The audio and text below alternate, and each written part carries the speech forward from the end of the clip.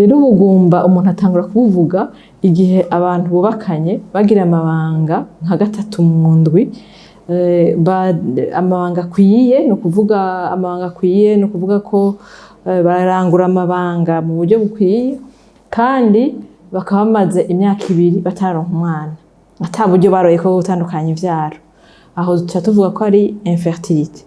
Mugabo kandi iyo urugo rukuvuga couple umugabo n'umugore bamaze umwaka bagira amabanga neza, bagaca bamara umwaka guhera ku mwaka kuduga, naho tuvuga ubugumba mugabo mu buryo bworoshe tubwita infecondité. Mu bisanzwe dutangura kuvura igihe umuntu amaze imyaka 2 urugo umugabo n'umugore bataronka umwana, aho niho dutangura kwiyumvira kuvura, tugakoresha uburyo bukomeye bwo kuvura.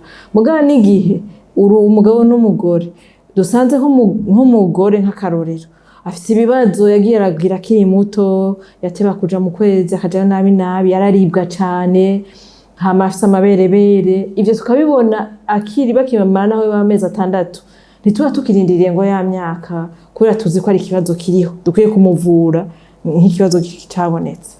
Aha mvuze ngo abantu bagira amabanga neza, rero nk'umugabo usanga afite ikibazo, ugasanga afite ikibazo bariko baragira amabanga, ico gihe afite ikibazo mu gifaransa tuvyita trouble sexuel.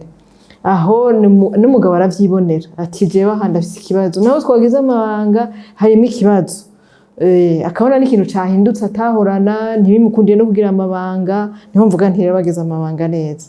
Canke nahone ko babana hari igihe usanga nk'umugabo hariho nk'iyinga batari muhira, aho ndetse amabanga ameze neza ko hari igihe boba ico gihe atahari byahuriye n'icagihe wa mugore we ari gusama, mugabo umva akaba atahari, aho none tuvyita yuko ari igihe yagize amabanga adakwiye neza.